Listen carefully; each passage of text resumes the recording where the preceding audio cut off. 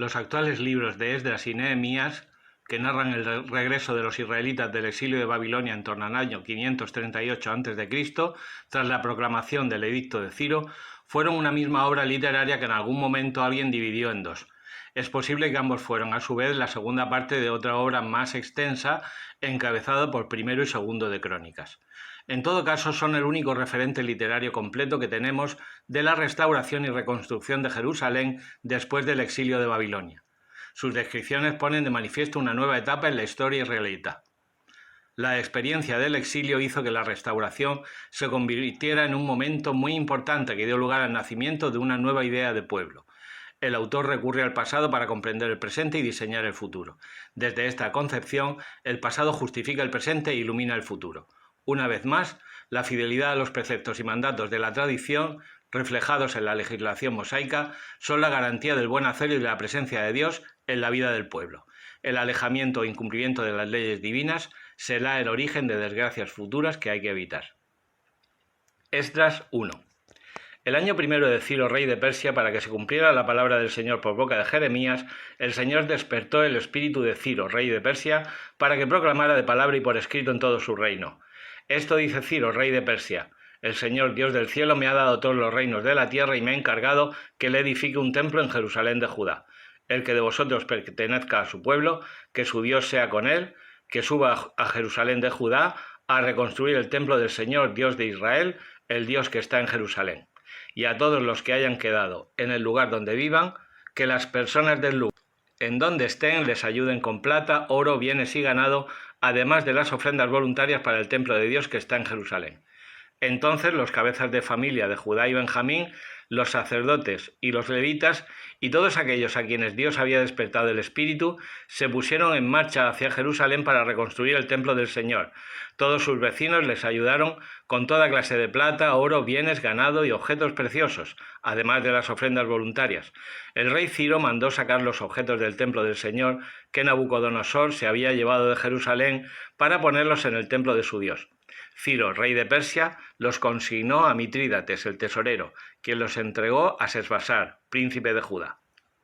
Este fue el resultado del inventario: 30 bandejas de oro y 1000 de plata, 29 cuchillos, 30 copas de oro, 410 de plata y 1000 accesorios de todas clases. En total, 5400 objetos de oro y plata. Sesbasar llevó todo esto consigo a Jerusalén cuando regresó del destierro de Babilonia. Esdras 2. Estas son las personas de la provincia que regresaron del cautiverio, a quienes Nabucodonosor, rey de Babilonia, había deportado a su país y que volvieron a Jerusalén y Judá a sus respectivas ciudades. Vinieron con Zorobabel, Josué, Nehemías, Seraías, Reelaías, Mardoqueo, Bilsán, Mispar, Bigvaí, Rejún y Baaná. Número de los hombres del pueblo de Israel: descendientes de Parós, 2172, descendientes de Sefatías, 372, descendientes de Araj, 775, descendientes de Pahat Moab, por parte de Josué y Joab, 2812, descendientes de Elán, 1254, descendientes de Zatú, 945, descendientes de Zacaís, 760, descendientes de Baní, 642, descendientes de Bebaí, 623, descendientes de Azgad, 1222, descendientes de Adonicán, 666, descendientes de Bigvaí, 2056, descendientes de Adín, 454, gente de Ater, esto es, descendientes de Ezequías, 98, descendientes de Besaí, 323, descendientes de Yorá, 112, descendientes de Jasún, 223, descendientes de Ibar, 95, hombres de Belén, 123, hombres de Netofá, 56, hombres de Anatot, 128, hombres de Azmabet, 42, hombres de Kiriat Yearim, Kefirá y Beerot, 743, hombres de Ramá y Geba, 621, hombres de Micmas, 122, hombres de Betel y Ahí, 223, descendientes de Nebo, 52, descendientes de Magbis, 156, descendientes del otro Elán, 1.254, descendientes de Harín, 320, hombres de Lot, Jadir y Onó, 725, hombres de Jericó, 345, hombres de Senaá, 3.630, los sacerdotes, descendientes de Yedaías, de la casa de Josué, 973, descendientes de Imer, 1.052, descendientes de Pashur, 1.247, descendientes de Harín, 1.017. Los levitas, descendientes de Josué y de Cadmiel, de la familia de Odavías, 74. Los cantores, descendientes de Asaf, 128. Los porteros, descendientes de Salum, de Ater, Talmón, Acub, Hatitá y Sobaí, 139. Donados, los descendientes de Sijá, de Jasufá, Tabaot, Querós, Siajá, Padón, Lebaná, Hagabá, Acub, Hagab, Salmaí, Hanán, Gidel, Gajar, Reayá, Resín, Necodá, Gazán, Uzá, Paseah, Besaí, Asná, Meunín, Nefusim, Bakbuk, Jacufá, Jarjur, Baslut, Mejidá, Jarsá, Barcós, Siserá, Temach, Nesíach y Jatifá. Descendientes de los siervos de Salomón, de Sotaí, de Soferet, Perudá, Yaalá, Darcón, Gidel, Sefatías, Jatil, Pokeret Hasebaín y Amí. Total de donados y de descendientes de los siervos de Salomón, 392. Estos son los que regresaron de Tel Melach, Tel Harsá, Kerub, Adán e Imer, pero que no pudieron demostrar que su familia paterna y su estirpe procedían de Israel.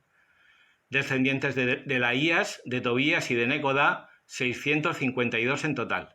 Y del grupo de sacerdotes, los descendientes de Jobaías, de Jacós y de Barzilaí, quien se había casado con una de las hijas de Barzilaí el Galaadita y adoptó el nombre de ellas. Estos buscaron sus títulos genealógicos, pero no los encontraron, por lo que fueron excluidos del sacerdocio, y el gobernador les prohibió comer alimentos sagrados hasta que se presentase un sacerdote para consultar los Urim y los Tumim. La comunidad al completo estaba formada por 42.360 personas, sin contar sus esclavos y esclavas, que eran 7.337. También había 200 cantores y cantoras. Tenían 736 caballos y 245 mulos. Poseían además 435 camellos y 6.720 asnos. Algunos de los cabezas de familia, al llegar al templo del Señor en Jerusalén, dieron donativos para reconstruir el templo de Dios en su emplazamiento. Según sus posibilidades, entregaron al tesoro de la obra 61.000 dracmas de oro, 5.000 minas de plata y 100 túnicas sacerdotales. Los sacerdotes, los levitas y una parte del pueblo se establecieron en Jerusalén, los cantores, los porteros y los sirvientes en sus ciudades respectivas, y el resto de los israelitas en sus ciudades. Proverbios 14, 1-17. Mujer sabia edifica su casa, la necia la destruye con sus manos. Quien anda con rectitud teme al Señor, quien va por mal camino lo desprecia. La boca del necio le acarrea latigazos, los labios del prudente son su defensa. Donde faltan bueyes falta el trigo, toros robustos multiplican la cosecha. Testigo fiel nunca miente, testigo falso difunde mentiras. El arrogante fracasa al buscar sabiduría, es fácil el saber para el hombre inteligente. Mantente alejado del necio, no hallarás saber en sus palabras. La sabiduría del prudente asegura su camino, al necio le descarría su propia necedad. Los necios se ríen de sus culpas, los rectos gozan de favor.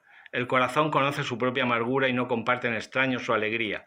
La casa del malvado será destruida, la morada del honrado verá prosperidad. Hay caminos que parecen rectos y al final conducen a la muerte. Incluso entre risas sufre el corazón y al final la alegría acaba en dolor. De su conducta se jacta el malhechor, de sus obras el hombre de bien. El ingenuo se lo cree todo, el prudente sabe dónde pisa. El sabio teme y se aparta del mal. El necio arrogante se cree seguro. El impulsivo comete locuras, el reflexivo se muestra paciente. Hechos 18, 12, 19, 10. Pero siendo Galión procónsul de Acaya, los judíos se abalanzaron de común acuerdo contra Pablo y lo condujeron al tribunal diciendo: «Este induce a la gente a dar a Dios un culto contrario a la ley». Iba Pablo a tomar la palabra cuando Galión dijo a los judíos: «Judíos, si se tratara de un crimen o de un delito grave, sería razón escucharos con paciencia. Pero si discutís de palabras, de nombres y de vuestra ley, vedlo vosotros. Yo no quiero ser juez de esos asuntos». Y les ordenó despejar el tribunal. Entonces agarraron a Sóstenes, jefe de la sinagoga, y le dieron una paliza delante del tribunal sin que Galión se preocupara de ello. Pablo se quedó allí todavía bastantes días. Luego se despidió de los hermanos y se embarcó para Siria con Priscila y Áquila. En Kencreas se había hecho rapar la cabeza porque había hecho un voto. Llegaron a Éfeso y los dejó allí. Entró en la sinagoga y se puso a hablar con los judíos. Le pidieron que se quedase allí más tiempo, pero no accedió, sino que se despidió diciendo: «Volveré otra vez a vosotros, si Dios quiere». Y embarcando, partió de Éfeso. Desembarcó en Cesarea, subió y saludó a la iglesia y bajó a Antioquía. Pasado algún tiempo en Antioquía, marchó y recorrió sucesivamente Galacia y Frigia, animando a los discípulos. Llegó a Éfeso un judío llamado Apolo, natural de Alejandría, hombre elocuente y muy versado en las Escrituras. Lo habían instruido en el camino del Señor y exponía con entusiasmo y exactitud lo referente a Jesús, aunque no conocía más que el bautismo de Juan. Apolo, pues, se puso a hablar públicamente en la sinagoga. Cuando lo oyeron Priscila y Áquila, lo tomaron por su cuenta y le explicaron con más detalle el camino de Dios. Decidió pasar a Acaya y los hermanos lo animaron y escribieron a los discípulos de allí que lo recibieran bien. Una vez llegado, con la ayuda de la gracia contribuyó mucho al provecho de los creyentes, pues rebatía vigorosamente en público a los judíos, demostrando con la Escritura que Jesús es el Mesías. Hechos 19. Mientras Apolo estaba en Corinto, Pablo atravesó la meseta y llegó a Éfeso. Allí encontró unos discípulos y les preguntó: «¿Recibisteis el Espíritu Santo al aceptar la fe?». Contestaron: «Ni siquiera hemos oído hablar de un Espíritu Santo». Él les dijo: «Entonces, ¿qué bautismo habéis recibido?». Respondieron: «El bautismo de Juan». Pablo les dijo: «Juan bautizó con un bautismo de conversión, diciendo al pueblo que creyesen en el que iba a venir después de él, es decir, en Jesús». Al oír esto, se bautizaron en el nombre del Señor Jesús.